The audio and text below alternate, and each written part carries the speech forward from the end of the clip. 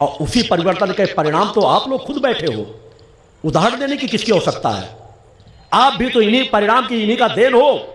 आपने कहीं दुर्गा चालीसा के पाठ को सुना, कहीं मां के गुणगान को सुना, और आप उस पंचो शक्ति सिद्धांत में जुड़ते चले गए। मुझसे आपने शिष्यता ली, कोई ना कोई शिष्य आपसे तो मिला होगा, कोई ना कोई पंपलेट का संदेश, कोई ना कोई शिष्य का संदेश, कोई ना कोई आप कहीं ना कहीं से चैनलों के माध्यम से, कहीं ना कहीं माध्यम से जो कुछ आपने सुना, आपके कदम सत्य की ओर बढ़े। तो केवल उस पथ पर चलते रहो, हर पल प्रयास करो, सच्चा धर्म योद्धा बनो। धर्म योद्धा का तात्पर्य अस्त्र शस्त्र ले लेना नहीं। धर्म योद्धा का तात्पर्य है अपनी चेतना की ऊर्जा ही हमारे सबसे बड़ी अस्त्र शस्त्र है। हमारा आत्मबल ही हमारा सबसे बड़ा अस्त्र शस्त्र है। मां की आराधना ही हमारी सबसे बड़ी अस्त्र शस्त्र है। हमारे घर में टंगा हुआ मां का ध्वज सबसे बड़ा अस्त्र है। हमारे हाथ में मां का ध्वज सबसे बड़ा हमारा अस्त्र है। हमारा संघ हमारा सबसे बड़ा अस्त्र है। हमारे माथे पर लगा हुआ कुंकुम का तिलक हमारा सबसे बड़ा अस्त्र है। हमारे गले में पड़ा हुआ रक्षा कवच हमारा सबसे बड़ा अस्त्र है। और हमारी आत्मा की निर्मलता, पवित्रता, आत्म कल्याण और परोपकार की भावना ही हमारा सबसे बड़ा अस्त्र है। उस भावना को लेकर के आगे बढ़ो और देखो कि तुम इस युद्ध को किस प्रकार जीतते चले जाओगे। एक शराबी की शराब छुड़वा दो, ये जान लो कि तुमने एक युद्ध जीत लिया। एक नास्तिक को आस्तिक बना डालो, यह मान लो तुमने एक और युद्ध जीत लिया। एक के बाद एक युद्ध इस तरह जीतते चले जाओ। समाज में शुद्धता, सात्विकता, पवित्रता आएगी जरूर। प्रयास करते रहो। हमारा जीवन जब तक हम प्रयास करेंगे और आगे वाली ये पीढ़ी को तैयार करेंगे, यह परिवर्तन का चक्र केवल रुकने ना पाए। परिवर्तन सुनिश्चित है। उस दिशा में आप सभी लोगों को कार्य करना है। निष्ठा, विश्वास, समर्पण के साथ, आस्था के साथ, पवित्रता के साथ, दिव्यता के साथ। हमारा हृदय भी पवित्र हो, हमारा मन भी पवित्र हो, हमारा शरीर भी पवित्र हो, हमारा घर भी पवित्र हो। हर पल उस भाव को लेकर के सात्विकता का जीवन जियो, पवित्रता का जीवन जियो। अनित अन्याय धर्म से अपने आप को अलग रखो। सब कुछ जीवन में बदलता चला जाएगा। मेरे पास जितना समय है, मैंने बार बार कहा, मैं एक पल भी अपना निरर्थक कभी व्यर्थ नहीं होने देता। युवा अवस्था से, बचपन अवस्था से, जब से मां की आराधना साधना के माध्यम से अपने आप को आगे बढ़ाता रहा, आज समाज सेवा के कार्य में हूं, तो जितना समाज सेवा के लिए समय देता हूं, उसी तरह मेरी एकांत की साधना बराबर मैंने कभी भी विराम नहीं दिया कि हाँ नहीं, मां ने मुझे बहुत कुछ दे रखा, मुझे कोई आवश्यकता नहीं। मैं मां की आराधना के लिए आज भी उतना व्याकुल रहता हूं जितना शायद इस भूतल में कोई व्याकुल न होता होगा, कि मैं मां की आराधना और क्या कर सकूं। अपने लिए नहीं, मेरे जीवन की एक एक साधना समाज कल्याण को संकल्पित की है कि मेरे जीवन का एक एक मंत्र, एक एक ध्यान, एक एक साधना, जिस दिन मैंने मानवता के तरफ एक कदम बढ़ाने का संकल्प लिया, उस दिन से इस जीवन की एक एक साधना मानवता के कल्याण के लिए समर्पित की है। मगर फिर भी उन साधनाओं में प्रेम इसने उससे कई गुना ज्यादा बढ़ा है। आज भी मात्र वही 24 घंटे में 2.5 से 3 घंटे से ज्यादा विश्राम नहीं करता, नींद नहीं लेता। 11 वर्ष को आश्रम की स्थापना के बाद ऐसे गुजरे कि मात्र 1.5 से 2 घंटे नींद लेने का समय मिल पाता था। शरीर में गलत प्रभाव भी पड़ा, क्योंकि बहुत लंबे समय तक यदि आप नींद बहुत कम लोगे तो शरीर में कहीं मुझे ध्यान के क्रमों को भी बढ़ाना पड़ता था, समाज के कार्यों को भी देखना पड़ता था, तब कहीं नहीं जाकर मैं उसको 3 घंटे तक मैंने बढ़ाया है। आज भी उसी तरह साधना 2:30-3 बजे रात से जग करके समाज के लिए उसी तरह ध्यान साधना के अन्य क्रम बराबर चलते रहे। तो मैं आपसे वही चाहता हूं, मैं नहीं कहता आप 2:30 बजे जग जाओ। हो सकता है आपके जीवन की और कुछ समस्याएं हो, परेशानियां हो, तो आप कम से कम सूर्योदय के पहले जग जाओ। सूर्योदय के पहले अगर आप स्नान कर लेते हो तो और श्रेष्ठ है। सूर्योदय के पहले स्नान करके पूजन में बैठ जाते हो तो अत्यंत श्रेष्ठ कहलाएगा। मगर सूर्योदय के समय कभी सोते हुए नजर मत आओ। वो असुरत्व का मार्ग है। हमें देवत्व के मार्ग में बढ़ना, हमें ऋषित्व के मार्ग में बढ़ना है। अतः उस पथ से अपने आप को अलग हट करके उस सात्विकता पवित्रता के मार्ग में बढ़ो। ब्रह्म मुहूर्त में जगो, निष्ठा विश्वास से मां की आराधना करो, भक्ति के रास्ते को तय करो। आप खुद महसूस करोगे कि जिस घर में अगर सूर्योदय के पहले लोग जगना प्रारंभ कर देते हैं, वहां के वातावरण में एक अलग परिवर्तन आ रहा होगा। आपके पास समय मिल जाएगा मां की आराधना करने के बाद, घर के अन्य काम करने के बाद, फिर भी लगेगा हमारे पास बहुत समय है।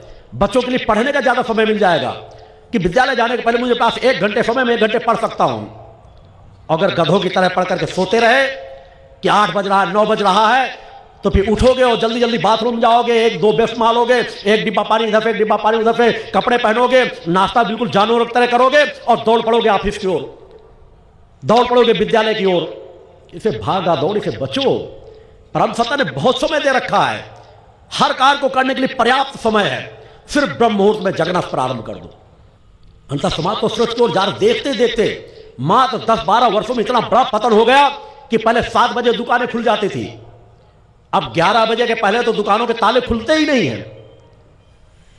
अब वो टाइम बढ़ते बढ़ते 12 बजे होने लगा है, कई दुकानें 12 बजे के पहले नहीं खुलती। और राक्षसों की तरह रात में 11 बजे 12 बजे मीटिंगें हो रही हैं, वो चाहे शासन प्रशासन की हो, चाहे व्यवसायियों की हो। 12-12 1-1 बजे रात तक मीटिंगें हो रही हैं, 12 बजे 1-1 2-2 बजे रात तक पार्टियां हो रही हैं, एक रात में करोड़ों करोड़ों रुपए गंवा रहे हैं। राक्षस भी यही करते थे, आज राक्षसों केवल स्वरूप बदल गए हैं। उस समय भी अलग अलग योनि के राक्षस हुआ करते थे, कुछ पैसा लूट करके अय्याशी में पैसा उड़ा रहे हैं। रोज मीडिया में खबरें आती है, आज इतने लोग यहां पकड़े गए, इतने लड़के लड़कियां पकड़ी गई, रात में पार्टी करते हुए इतने करते हुए करोड़ करोड़ों रुपए लुटाते हैं। एक तरफ वह असुरों का भी साम्राज्य है, एक तरफ आतंकवादियों के रूप में भी असुरों का साम्राज्य है। असुर किसी काल में समाप्त नहीं हुए, आज भी एक आतंकवादी हैं। हर देश अपने आप को अणु बमों से संपन्न है, परमाणु बमों से संपन्न है, मिसाइलों से संपन्न है, मगर छोटे छोटे आतंकवादी सब शक्तियों से संपन्न देशों को भी खौफ में डाले हुए हैं। वो चाहे अमेरिका हो, चाहे रूस हो, चाहे भारत हो, भयग्रस्त है आतंकवादियों से। अरे मेरा मानना है कि बेईमानों तुम भयग्रस्त इसलिए हो कि तुम खुद बेईमान हो। अगर तुम ईमानदार बन जाओ, तुम सच्चाई ईमानदारी से कार्य करना प्रारंभ कर दो, तो आतंकवादियों का बीजारोपण हो ही नहीं सकता। आज जो सब जगह भ्रष्टाचार फैला हुआ है कि गाड़ियों से नाजायज असले हो रहे आ रहे हैं, कोई चेक करने वाला नहीं, पैसा दो चाहे जिस थाने से निकलते चले जाओ। सेना में भी भ्रष्टाचार व्याप्त हो गया, आतंकवादी आते चले आ रहे हैं। कहां से आते हैं? बड़े बड़े जखीरे आते हैं, सब भ्रष्टाचार के फलस्वरूप, अकर्मता के फलस्वरूप कि जो भ्रष्टाचारी राज सत्ताएं होंगी वह ऐशो आराम में लग जाती है, देश की रक्षा में लगेंगी ही नहीं। अगर देश की रक्षा में लग रहे होते, मानवता की सेवा में लग रहे होते, तो पहले चीज तो आतंकवादी बन ही नहीं पाते, चाहे जो देश हो। अगर बनते भी तो कभी आतंक फैला ना पाते। और हमेशा याद रखो, दूसरे के लिए खाई खोदने वाले को भी कभी ना कभी उसी खाई में गिरना पड़ता है। आज जितने देश आतंकवादियों को तैयार कर रहे हैं, किसी समय निश्चित है वो दूसरे देशों में क्षति ज्यादा पहुंचाते थे। आज अगर दूसरे देशों में एक बम विस्फोट होता होगा तो 10 बम विस्फोट उनके देशों में हो रहे हैं। इसलिए मेरे द्वारा कहा जा रहा है, अपने बच्चों को भी उग्रवादी मत बनाओ। उग्रवादी केवल आतंकवादी के स्वरूप में नहीं होते। आज अनेकों हिंदुत्व की रक्षा करने वाले संगठन बने हैं, गौ संरक्षण के लिए संगठन बने हैं। 50-50, 100-100 का ग्रुप बना लेते हैं, बाजारों में लूटपाट करेंगे, बाजारों में हफ्ता वसूली करेंगे। हम इस दल के सदस्य हैं, हम इस दल के सदस्य हैं। आतंक मचा करके रख दिया है, तोड़ फोड़ करेंगे, कहीं कुछ करेंगे। और यह आतंक की भावना उनको सब जगह आतंक की भावना से ग्रसित करके उसी तरह कार्यों में परिणित कर देती है। हिंदुत्व की अगर हमें रक्षा करनी है तो हमारी रक्षात्मक प्रणाली प्रबल हो, मगर हमें अपने बच्चों को उग्रवाद का भावना से नहीं भरना, तोड़फोड़ की भावना के लिए उनको उकसाना नहीं। आज अनेकों गौ रक्षा के बड़े बड़े दम्भ भरने वाले लोगों को, एक नहीं अनेकों मेरे पास सूचना है, अनेकों रिकॉर्डिंग है कि बड़े बड़े ट्रक भरे हुए ट्रकों को 1000-1000, 2-2000 रुपए लेकर के वो डेरा डाल के जमा करके बैठे रहते हैं। थाने के एक आध हेड कांस्टेबल को, किसी पुलिस वाले को मिला लेते हैं, ट्रक खड़े कराएंगे, उनको रोकेंगे कि हम गौएं नहीं जाने देंगे, हम ऐसा नहीं करने देंगे। और उन कुत्तों के मुंह में 1000, 2000, 500 रुपए के नोट फेंकते हैं और गौओं को लेकर कटने के लिए लेके आगे चले जाते हैं। अनेकों जगहों पर, अनेकों संस्थाओं को मैं जानता हूं। सब इतना आज अनेक नया धर्म में लिप्त हो चुका है कि इंसानियत मर चुकी है। अतः इंसानियत को जगाने की जरूरत है। तुम्हें नशा मुक्त के लिए भी कार्य करना है, भ्रष्टाचार के विरुद्ध भी आवाज उठाना है, गौ हत्या को भी रोकना है। तुम्हें भले अपमानित होना पड़े, तुम्हारी कोई सुन रहा हो ना सुन रहा हो, अगर तुम हो तो अपनी क्षमताओं से गौओं को रोको जरूर, अगर वो कटने के लिए जा रही हैं। जहां संगठन की शक्ति है वहां शक्ति साथ खड़े हो, कानून की मदद लो। कानून मदद नहीं लेता तो पापी अधर्मी वह बनेंगे, तुम नहीं बनोगे। करोड़ों का लोभ प्रलोभन कोई क्यों ना दे दे, मगर कोई भी एक ट्रक पैसा दे करके तुम्हारे बीच से निकल करके नहीं जाना चाहिए। तुम्हें अपना प्रयास जारी रखना है। समाज को जगाना हमारा प्रथम कर्तव्य है। अपने आप को जगाना और समाज को जगाना, आत्म कल्याण करना और परोपकार करना, धर्म रक्षा करना, राष्ट्र रक्षा करना और मानवता की सेवा करना। संकल्पबद्ध हो जाओ कि एक जीवन मुझे बस इस विचारधारा में लगा देना है, अपने आप बहुत कुछ बदल जाएगा। अपने आप को पतन के पथ पर मत ले जाओ।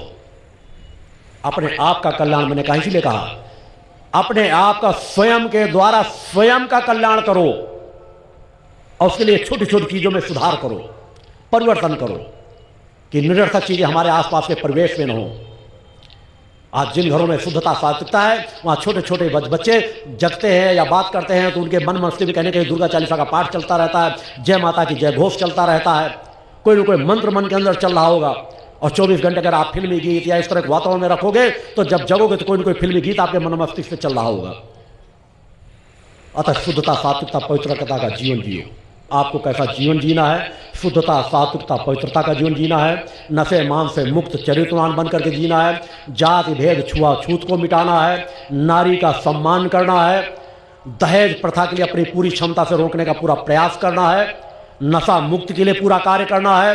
गौ हत्या रोकने के लिए सतत कार्य करना है और समाज को जगाने के लिए कार्य करना है। विवेक को जागृत करो। तुम्हें आवाज मैं इसलिए कह रहा हूं कि तुम्हें इस क्षेत्र में भी आवाज उठानी है। राज सत्ताओं से ज्यादा धर्म सत्ताएं भटकी हुई हैं। समाज को जगाना है। वो आज लूट रहे हैं, लूटने दो, मगर तुम समाज को तो जगा सकते हो, समाज को जो सचेत कर सकते हो। और अगर वे लुटेरे कभी तुमसे टकरा जाएं तो उन्हें कह देना हमारे गुरु की तुम्हें चुनौती है। आज अगर मैं किसी को कह रहा हूं तो मैं सामान्य सा जीवन जीता हूं, मगर गर्व के साथ कहता हूं कि हां मैंने अपने इष्ट के दर्शन प्राप्त किए हैं, मैंने अपनी कुंडली चेतना को जागृत किया है। मैं किसी भी असंभव को संभव कर सकता हूं। आज के विश्व अध्यात्म जगत को चुनौती देता हूं कि अगर कोई मेरे अध्यात्म बल को झुका देगा तो मैं आजीवन उसकी गुलामी करूंगा। बोलो गुरुदेव भगवान की जय। आज भी ऋषित्व जीवित है, आज भी सत्य जीवित है। मैं वैसा जीवन जीता हूं। विज्ञान को भी चुनौती देता हूं, विश्वाध्यात्म जगत को चुनौती देता हूं कि आओ धर्म रक्षा के लिए, मानवता की रक्षा के लिए समाज अपना कार्य करे। हमें भी चाहिए कि हम अपना प्रमाण दें। एक बार एक ऐसा आयोजन हो जाए, हो सकता है हर एक बार बार समय ना हो, लोग या अनेकों संस्थाएं कह देंगी हम चमत्कार नहीं करते। दुनिया भर को नाना प्रकार के आशीर्वाद देते हो। एक बार धर्म रक्षा के लिए एक जगह इकट्ठे हो जाओ। मीडिया इकट्ठा हो, बुद्धिजीवी वर्ग के कुछ इकट्ठे हो, राजसत्ता के कुछ लोग इकट्ठे हो, वैज्ञानिक इकट्ठे हों और उनके सामने कुछ कार्य रखे जाएं। परीक्षण किया जा सकता है। विज्ञान के माध्यम से धर्माधिकारियों का भी परीक्षण किया जा सकता है। 50% चीजें तो जानी जा सकती है और जिसके पास वो अच्छाइयां निकल आएंगी तो उसके अंदर सत्य जरूर होगा। उस दिशा में भी आपको कार्य करना है। समाज को जगाते रहना है। जिस तरह की संस्थाएं हैं ढोंगियों पाखंडियों की, लुटेरों की, जो समाज को लूट रहे हैं, समाज को दिशा भ्रमित कर रहे हैं, उनके बारे में समाज को सचेत करते रहना है, समाज को जगाते रहना है। कथावाचक नाच रास रंग लोगों में लिप्त हो गए हैं। यज्ञ चलेगा, तुम आओ या ना आओ, केवल पैसा भेज दो, तुम्हारे नाम का यज्ञ हो जाएगा। पैसा दे दो, फोन से दीक्षा ले लो। सब कुछ चल रहा है। मैं शिविरों के माध्यम से दीक्षा देता हूं, किसी से 1 रुपए कोई शुल्क नहीं लेता हूं। एक शिविर में 5-5, 10-10 हजार, 25-25, 50-50 हजार लोग दीक्षा प्राप्त करते हैं। आज तक मैंने 1 रुपए का शुल्क किसी से नहीं लिया। और शिविरों के अलावा अरबों की संपत्ति कोई डाल दे आकर के तो सामने उपस्थित होने पर भी दीक्षा नहीं देता हूं। केवल शिविरों के माध्यम से सामूहिक ही दीक्षा देता हूं। ना आज तक कोई मेरी दीक्षा को खरीद सका है, ना खरीद सकेगा। समभाव से राजा हो या रंग, एक समान भक्ति भाव से जब सामने उपस्थित होता है तभी उसे दीक्षा प्रदान की जाती है। मेरा धर्म पथ का कार्य चल रहा है, वहां भी आश्रम का निर्माण चल रहा है, मगर मेरे द्वारा कभी भी गलत रास्तों से 1 रुपया भी लगाने के लिए वहां